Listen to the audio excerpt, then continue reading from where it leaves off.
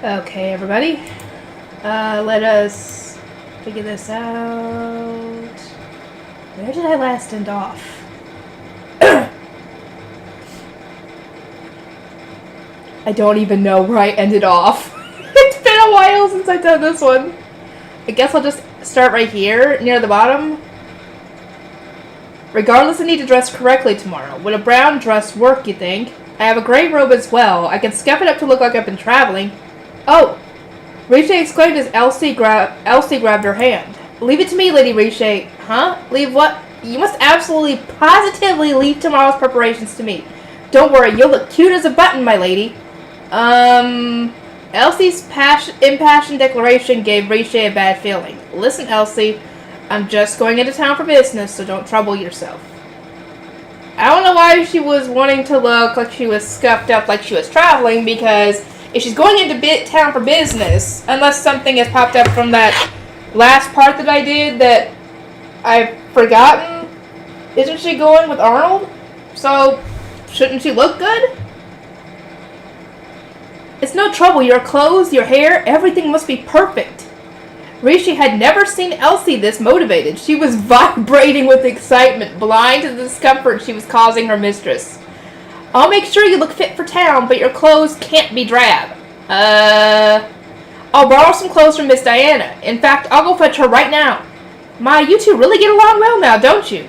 Hey, wait a second! The next day, after finishing up her morning cadet training, Riche set out to meet Arnold, following some extraordinarily motivated preparations by Elsie. Okay, so she was going to meet with Arnold and they were heading into town, okay. She met him with her hood pulled low over her face, and they set out through a hidden passageway reserved for the royal family. Walking through the underground waterways, they reached the town in a few minutes, whereupon Arnold stopped them. That's probably far enough. You can uncover your head. Riche flinched, peering up at Arnold from under her hood, trying to show as little of her face as possible. Arnold was dressed in a blue ensemble, a tad simpler than his usual, with a high collar to hide his neck. It was made to resemble the garb of a commoner citizen, though the stitching and fabric were still very fine. Some nondescript golden embroidery accented it here and there. Someone with a discerning eye could detect the quality.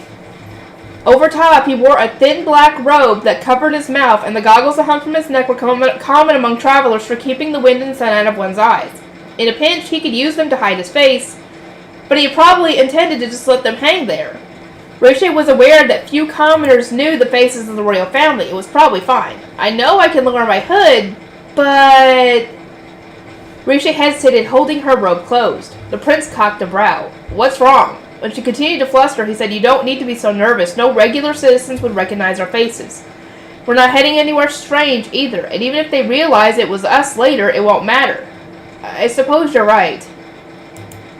Plus, if you're hiding so fervently, you just make people more suspicious. He's got a point.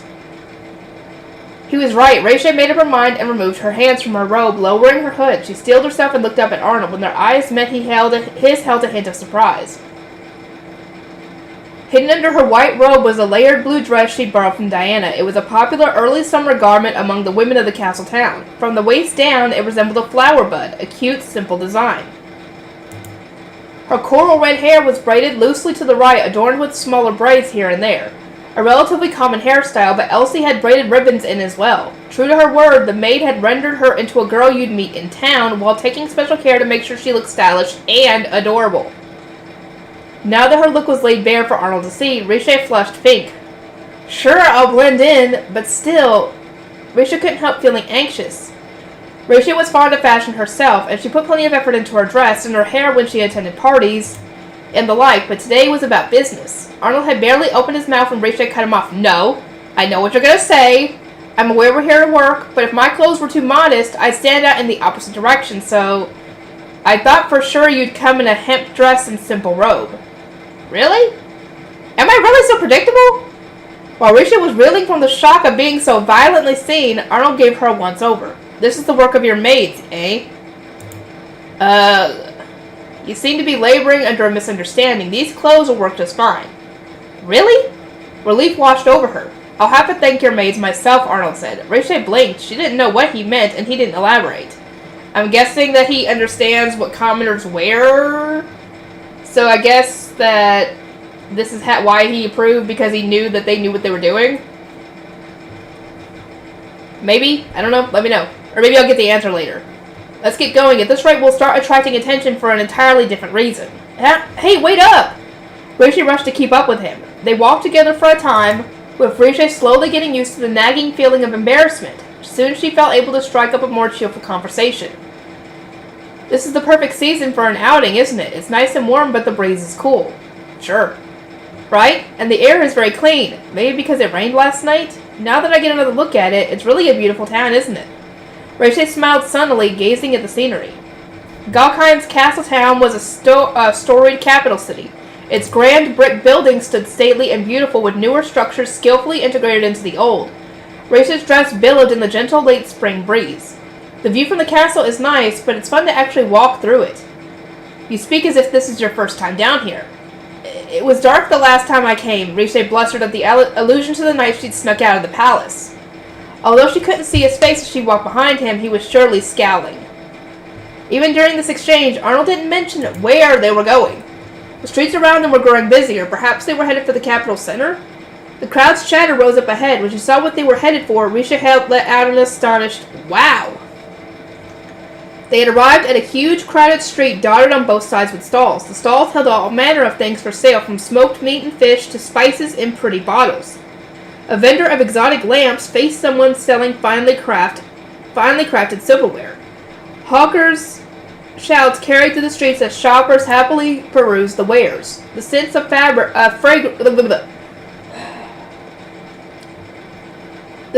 fragrant crates of fruits carried all the way to where Rishi and Arnold stood. She loved seeing streets like this, so full of joy. Her eyes sparkled despite herself. A market! Arnold, who was set to walk straight past it, hesitated. It's just a street market. Maybe a large one. Rather ordinary, isn't it? I mean, dude. If you see that she's excited about it, let her look around. Nonsense! Take that stand, for instance. The merchant is carrying textiles from Jubal. The cloth has religious significance to them, so it's terribly difficult to get export permits to other continents. Galkheim was probably the only place you could expect to find such a thing outside of its country of origin. Bursting with excitement, she went on. Those are Coquette's famous grapes, and those are rare eggs from a saloof bird. Ah, now that I get a better look, they don't just have eggs. There's a hen in that bird cage, too. And Arnold has nothing to say. The jewelry over there is handmade in Galkheim, right? The fine craftsmanship makes it hugely popular among women in other countries. The lamp merchants right next door comes from Halil, Russia, in the desert, I believe. When a country is prospering, merchants gather there. It's a bit of a long journey, though. He's probably wondering, how does she know all this? I'm curious about that stand over there, too. I can't see it very well through the crowd, but do you suppose they come from Coil? Rishi. Rishi snapped back to reality to find Arnold's eyes boring into her. She realized how much she'd been rambling. Oh no, I sound just like a merchant. I couldn't help myself, though. I finally made it to a Galkheim market. Rishi cleared her throat. They say you can tell a lot about a place from its market. It's a window into the economic situation for starters, but also the state of public security. I see. For example, I can't see any obvious bodyguards or overly cautious knights here. That's proof of the market's security, since there's no emphasis on crime prevention. Travelers will feel safe to stay longer and spend more money in a town like this, right? Observing a town's market is important, you see. Her excuses weren't going over well. Changing tack, she opted to apologize instead. I'm sorry, I was so excited I got carried away. But she bowed her head as Arnold took out a pocket watch. I apologize if I made us late. Let us get going. I'll follow your instructions, so don't hesitate to, Your Highness? Arnold returned the watch to his pocket and began walking, startling Rishi when he turned toward the market. He's probably figured, oh, we've got maybe a few minutes, we can take a look. You're not going there, are you? We got plenty of time. If you're that excited about it, we can't just pass by. Yay! She gets to look around! Rishi felt a surge of happiness, everything suddenly brighter. Thank you! Thus, the two of them set off into the Imperial Capital's market. Rishi's heart soared as they mixed with the crowds, the colorful tarp roofs of the stands, beautiful under the blue sky. Fresh berries here. Try one. They're a beautiful color, aren't they? The stuff I got here is all Coil's specialties, on sale today only. Our ship came in to Kutana a week ago. Missed this chance, and who knows when you'll get another one. Ah! Rachel was enjoying herself so much that the delight spilled from her lips in squeaks and gasps. The merchants were animated, and the customers chatted avidly as they stopped. Just being in this vibrant space gave Riche energy. Look at that! When Riche stopped short, Arnold looked at her with curiosity. What is it? He couldn't possibly have guessed what was bothering her. Don't worry, it's nothing. Well, whatever. Just don't stop in the middle of the road. We'll get separated. Worst case scenario, I'll have to put a leash on you. Good joke. You almost had me fooled. He's serious. He didn't deny it. It is a joke, right? Riche fought to compose herself, tugging at Arnold's sleeve. Anyway, check out that fruit vendor. They seem to be from Coils. I want to take a look. She walked to a stall a few meters away and picked the most succulent fruit from the bunch. As she paid, she asked the well-built woman running the stand to slice up her purchase. The woman nodded, peeling the large oval-shaped fruit's hard skin, revealing the perfectly ripe flesh inside. She returned to Arnold with the succulent pieces impaled on wooden skewers. Thank you for waiting for me. Wait, what's that unsettling red object? Arnold's gaze froze on the fruit. Riche smiled, holding out one of the skewers. It's fruit from Coils. I know the color is weird and it looks slimy, but it's very filling and nutritious. It's good for you. She explained, ferrying the fruit to Arnold's mouth. Try a bite. Hold on, I can't get past how it looks. What's it look like? I want to see. It's good for you, Riche repeated. Arnold's shapely eyebrows settled into a frown, doubtless catching on why she hadn't mentioned anything about its taste. Catching on she hadn't mentioned anything about its taste. I'm guessing it don't taste good. Eventually, he opened his mouth with great reluctance, just a little, but the vulnerability of the position was palpable. He still has his hood up. I just noticed that. Still frowning, Arnold chewed awkwardly. Riche watched him until he was done. What do you think? It's sweeter than it looks. As I said, it's very nutritious. Yeah, nutritious. It tastes nutritious. My, what a sour face. Still, Riche was satisfied. Arnold had a tendency toward overwork, so eating healthy food once in a while would only do him good. Come to think of it, in my life as an apothecary, I often fed that other princess this fruit, didn't I? The prince in her memories, sickly since childhood, had all sorts of medicine forced on him. He was a diligent person at heart, consuming without complaint things others would have rejected on sight. I was always surprised when he drunk the tinctures my master and I prescribed. They tasted so bad. But he endured it for a full year and a half and made a complete recovery. Good medicine almost never tasted good. Arnold wiped his mouth with the back of his hand, still scowling. So, what else do you want to look at? Gosh, there's just so much.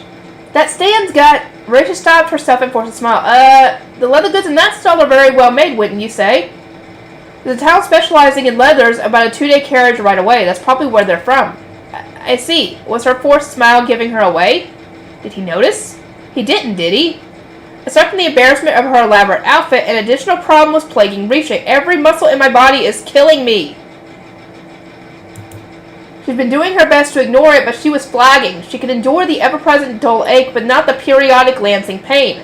They'd done lower body conditioning in addition to running in today's training. Yesterday, they'd only worked their upper bodies. No doubt they'd target different areas at different times. Riche was aware of the theory that a period of rest was important for successful muscle growth. Fortunately, she wasn't feeling much pain in her lower body yet, but a numbness was slowly spreading through her thighs. Uh-oh. Girl, you need to rest. I can't let him catch on. If he realizes my muscles are sore, he'll want to know why. Lord Lavin's training was impressive, though.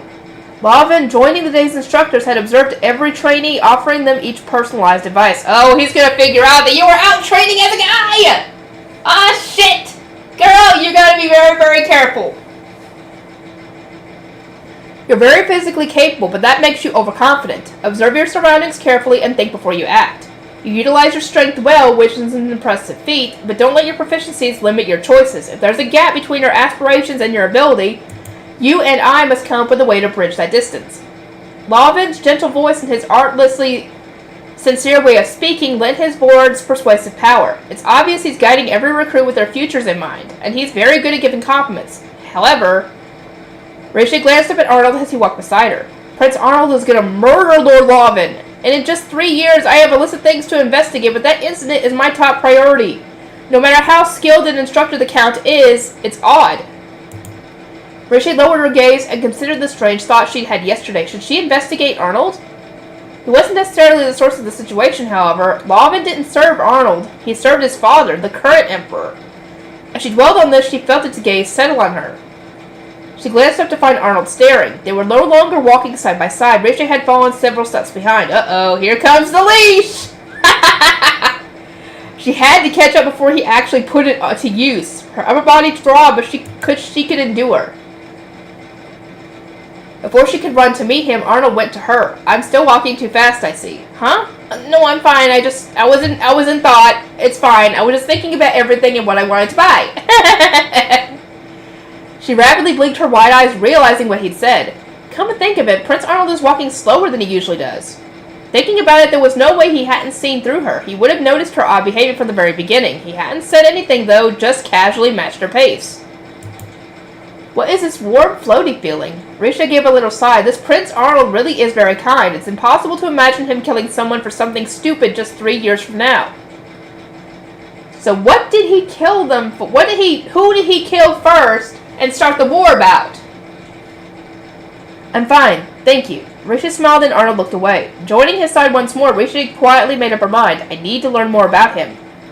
Armed with enough knowledge, she might be able to prevent the tragedy Emperor Arnold Hine would rake on the future. Risha let her gaze wander the market while she thought.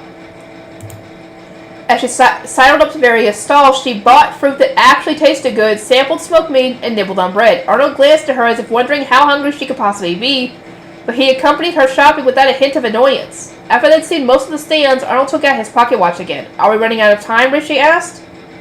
He put the watch away and said no, but we should probably get going. If we stay in one place for too long, Oliver's underlings might find us.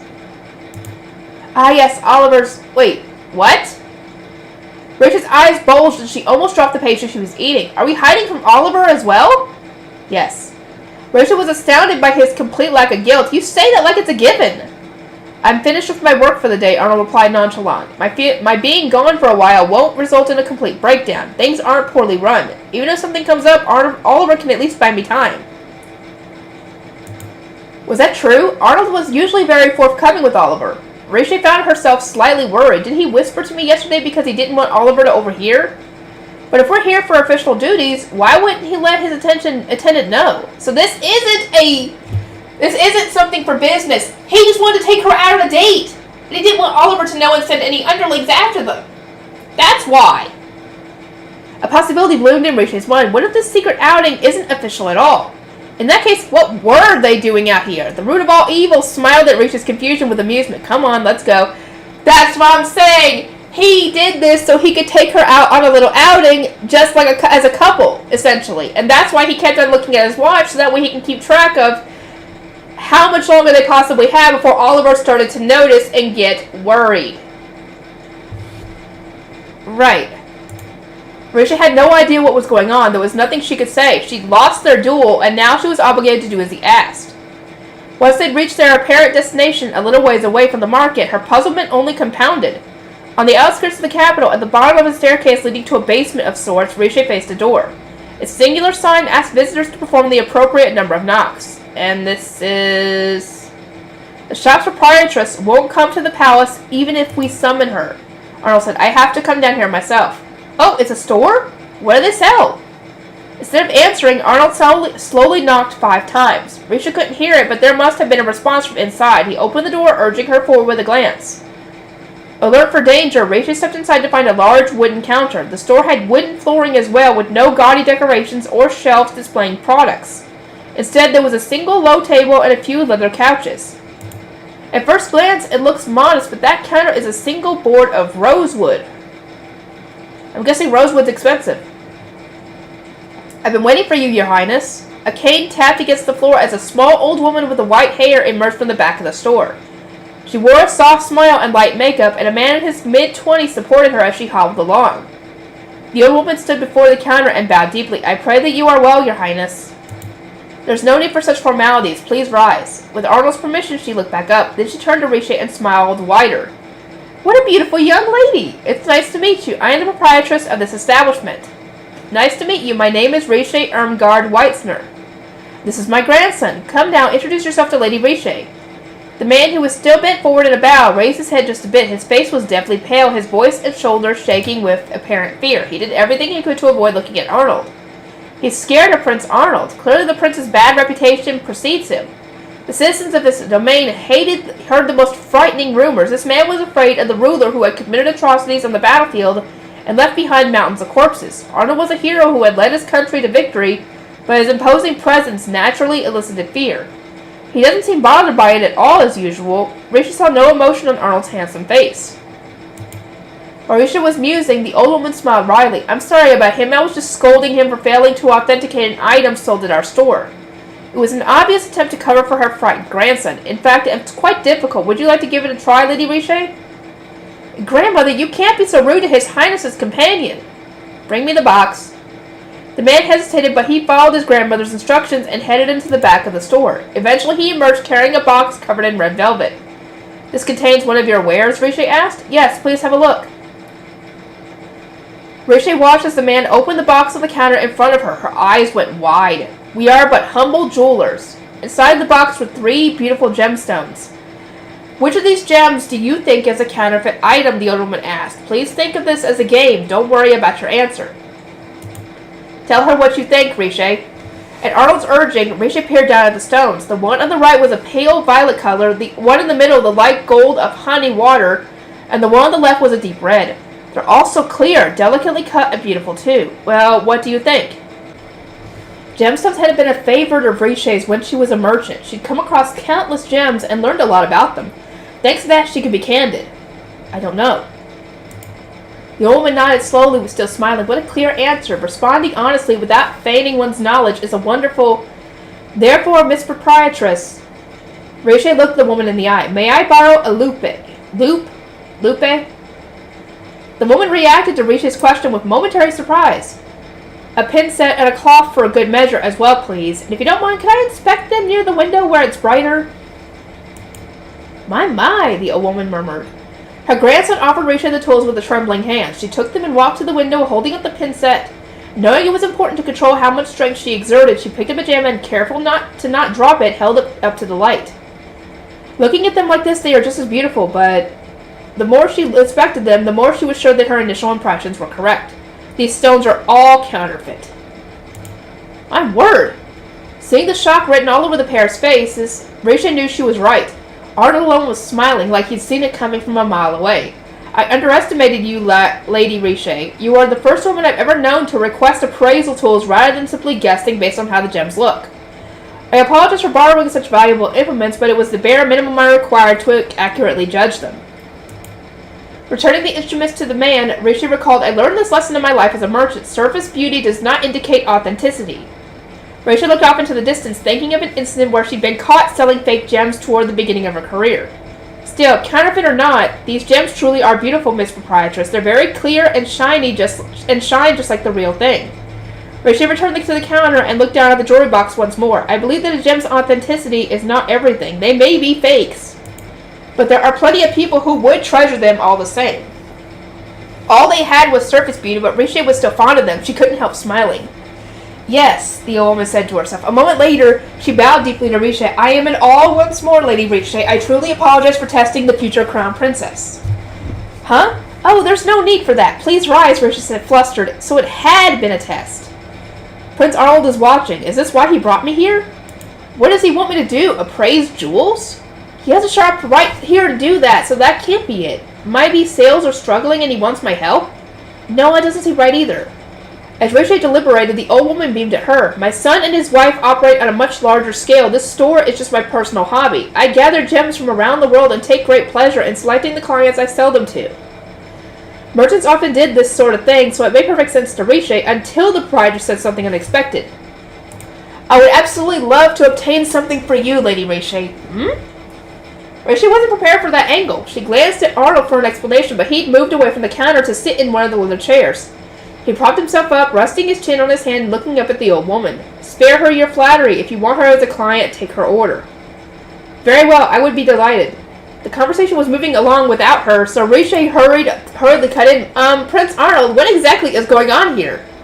My, have you not heard what you're here for, Lady Riche? Riche shook her head. The old woman smiled and said, His Highness is here to purchase the ring his bride will wear at their wedding! Oh, that's what it was! Huh? A strange noise flew out of Riche's mouth. Wait a second, a ring? The kind of ring you wear on your finger? Yes! What other ring are you talking about? Right, that had to be it. This was a jewelry store where they sold exactly that kind of ornament. Wait, what does she mean by bride? Dude! Do you not remember him whisking you away, wanting you to be his wife in the first book? Did you forget about that? Prince Arnold's bride? His bride is Riche's mind church. That's me! He brought you here to order your own wedding ring! Oh my god! Does that mean engagement ring too? Or is it just the wedding ring? That's what I want to know, because if she's having to pick out her own engagement ring, like she has to pick out the two stones she likes the most, one's going to be her wedding ring, the other's going to be her engagement ring.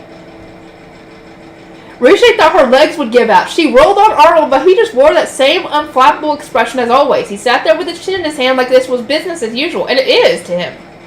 That only made Riche more confused. Why? Seriously, why? Are rings a part of marriage ceremonies in Galkind too?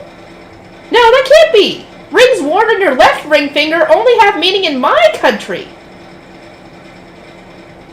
Wait, as in the one you were living in... Yeah, she's not from Japan. Never mind. For some reason, I was thinking this is the Japan, like where isekai is from Japan to the world. No, this is just her living in her world, in her country, and she was just in a loop of death, essentially. But yeah, so this means that he's trying to honor her country's culture with the whole ring thing, because she said it's only a thing in her country. The jeweler's voice broke through her spinning thoughts. I haven't had a customer in a long while now. I'm prepared to give this piece my utmost effort. I need to make a few preparations. Kindly take a seat. Riche did as she was told, sitting down beside Arnold. Timidly she asked, Your Highness, what is all this? Are you still confused? Yes, she is. Please break it down for her. Of course I am. I came along with you in secret today because I promised I would fulfill any request. Why are we buying a ring? She couldn't make Jesus Christ. Like I said, he's trying to honor your country's customs because you just said that having a ring on your left ring finger is only a thing in your country. So he's trying to honor that and tie your country's culture to his. Arnold took out his pocket watch, gazing at it as he answered simply. My request is that you let me buy you a ring. But why? Wasn't there anything else you wanted to make me do? I mean, something I never would under ordinary circumstances? That would benefit you? What? Is that what you wanted? Did you want me to ask you to do something you wouldn't like? Well, no, but maybe she did want that? Maybe she had made this bet in the first place to gain insight into Arnold's true nature and intentions. This only gave her a new set of mysteries to ponder. You didn't need to waste your favor on something like this. If there's some reason you want me to wear a ring, you could have just asked. Listen, you. Arnold began. Riche thought she was being perfectly reasonable, but he looked exasperated. If I just told you I want to buy you a ring, so pick something you like, you'd kick up a huge fuss over it. Ugh. I have a sneaking suspicion you don't like people buying you things. There was nothing else she could say to that. Arnold was exactly right. It made her uncomfortable, hence her current upset. That explains it. Therefore, I have no choice but to make use of opportunities like this. The gems at this store are of the highest quality. Money is no object. Pick whichever you like. Your Highness, you shouldn't spend money without due consideration. Arnold had a response ready. Riche, any ring you pay for here will mean an immediate transfer of funds into the castle town. Riche's shoulders twitched. I know you have an interest in business. I have an excess of personal funds and nowhere to spend them. My money isn't circulating. What do you think of that? Well, Dude, he has money to burn. He has nowhere to spend it, so let him spend it. This will go into the town, and the proprietress will be able to invest it either into her store or in getting more goods or making the shop better or whatever. So it is helping. Arnold grinned, pressing on. The proprietress here is very particular about her furnishings, as you can see. If I spend my money here, she may purchase more. In other words, my money will eventually go toward putting food on the table of merchants and skilled craftsmen. Yes, because she'll have people put new furnishings or better furnishings into her store, and the people who make that stuff will be paid by him, essentially. If there's a gemstone you'd like from abroad, that can be arranged. When people and things move, money moves. When people and things move, money moves as well. Or do you disagree? This isn't fair. Everything Arnold said made sense. People hoarding money without spending spelled tragedy for merchants. No one wanted royals to spend wastefully either, but if they had excess personal funds, then funneling that money to their citizens was ideal. Very well. I'll pick something wholeheartedly with everything I've got. Arnold snickered at her declaration. Just then, the old woman returned from the back of the store, coming over to sit down across from them. All right, time to get down to business. The centerpiece of the ring is the gemstone. I took the liberty of selecting a few. There are plenty more in the back, but let's start with these, shall we? Smiling, the old woman showed them her prized collection. When she set down the first jewelry box, Rich's breath caught. How incredible! Before her was an array of dazzlingly beautiful gemstones. It wasn't just the color, shape, and cut that caught Rich's eye, but the variety of stones themselves. Rich's eyes sparkled with wonder. Is this the famous opal that's only mined every few years in eastern Halil Rasha? You know of it? Then you must take a look at this one. A beautiful pink diamond, isn't it? This aquamarine is another fine piece. Wow! It was truly a box of gems in every sense of the word. Arnold didn't seem the least bit interested, but Risha couldn't help her mounting excitement. The contents of the box were incredible storied pieces worthy of the old woman's prized collection. But here, Risha hit upon a problem. Oh, this is so much fun. So, Lady Risha, has anything caught your eye yet? Risha felt a rush of disappointment in the old woman's question. That's right, I'm not acquiring these to sell them. I'm looking for a gem for myself. From that perspective, this was a different task altogether. As a daughter of nobility, she'd chosen gems from herself before, but back then she'd made choices to suit her position as the fiancée of her own country's crown prince. Now her task was different. If this is a wedding ring, then I should probably choose a diamond. Emerald would match the color of my eyes, but that's the jewel of my country's royal family. It could be seen as offensive. These gems are also extravagant. King Zahad would love every single one of them. This is supposed to be for me! The more she tried, the more her brain got stuck. The fact that every jewel was radiant certainly didn't help matters. She couldn't narrow down the list at all. She had no idea what to pick. Seeing her struggling, the old woman smiled. Lady Risha, could I offer you a piece of advice? Please do. Risha raised her head to find the old woman watching her with kind eyes. As if sensing Risha's distress, she said, choose your favorite gemstone and wear it proudly. That's enough to give a girl courage. Feeling nervous, Risha swallowed hard. Don't think of it as a piece of jewelry befitting the crown princess, but as your own personal good luck charm. That's the best way to choose treasures. Simply pick something you like. Risha considered the woman's words. For instance, do you have a favorite color, Lady Risha? A favorite color? An answer immediately leaped to Risha's mind. She looked up at Arnold beside her and their eyes met. He hadn't been looking at the gems on the table. He'd been looking at her. His eyes were a beautiful blue. His brother Theodore's were similar, but Arnold's were a bit lighter. They always made Risha think of ice. That color is like the clear water of a frozen sea. She may have first noticed it when she faced off against him in her life as a knight. Or was it only in this life? She looked into those eyes so many times in this last month that she couldn't remember, but looking up and seeing her reflection there gave her such a strange feeling. Do you have a gem that's the same color as his eyes? She heard herself ask. Wow. Arnold grunted, her eyebrows knitting together. Risha fervently believed his eyes were the most beautiful color there was. But everyone around her reacted like she'd said something exceedingly strange. Well, I mean, I can understand that. Huh? Oh my! Oh my, oh my, oh my! The old woman hummed. Wait a second, did I just say something totally crazy? The blood drained from her face, but there was no taking it back.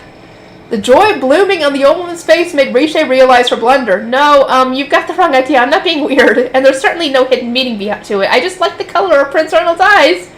And I'm always thinking about how... she got... Oh my god. How pretty they are. Oh, you're always thinking it, are you? Very well, please wait a moment. If that is what you'd like, I believe I have something for you. Wait, Miss Proprietress! Despite leaning on her cane, the old woman disappeared into the back of the store with surprising speed, leaving Riche alone with Arnold. Oh!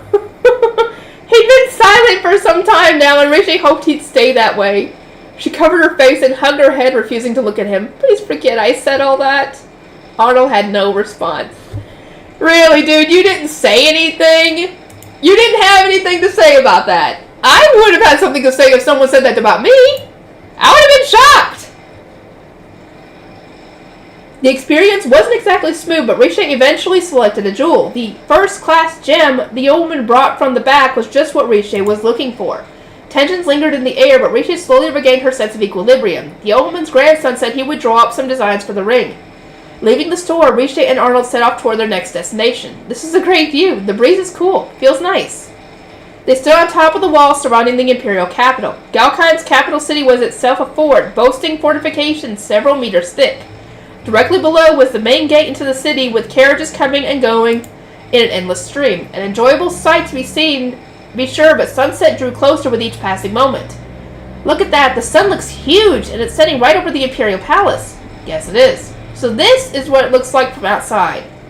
Normally, Riche gazed down at the town from the palace, but the view from the opposite side was new to her. She didn't think she'd ever get tired of it.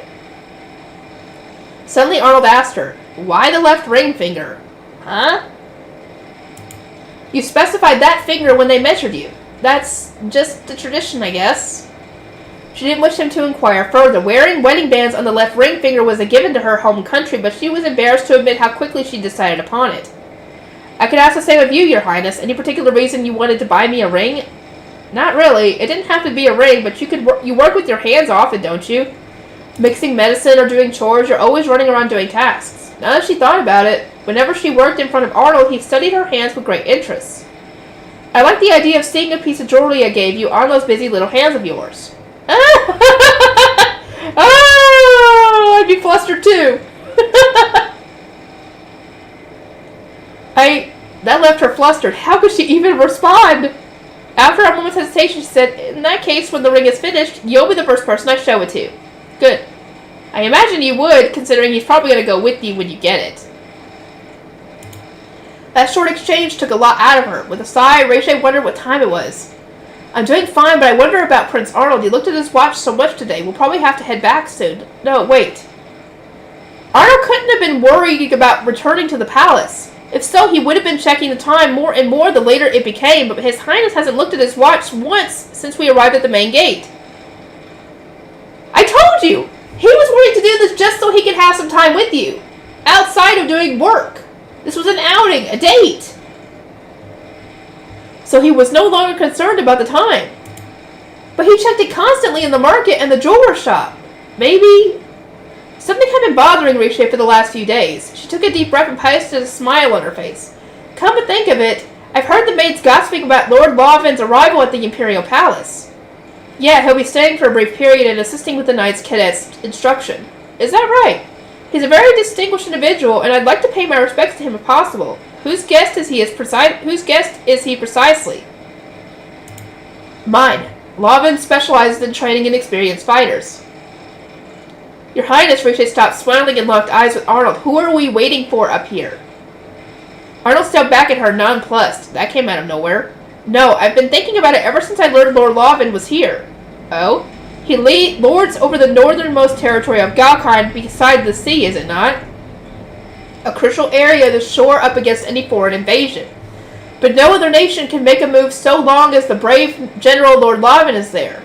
Lawvin's presence served as a bulwark against potential enemies. They were in a time of peace, but just a few years ago the whole world had been at war. It was too soon for any nation to relax, and yet the Count has left his territory and traveled a long distance down to the capital. It strains credulity to imagine he would come all this way simply to train some new recruits. This was what had been nagging at her. First when she met Lavin and learned he would be assisting with their instruction, and again when she recalled today's training in the market. Maybe the truth was connected to Arnold's incessant watch-checking? For Arnold's part, he just smiled as if he was enjoying Risha's speculation. His expression made it clear that he wouldn't hide anything, but he wasn't going to explain it either.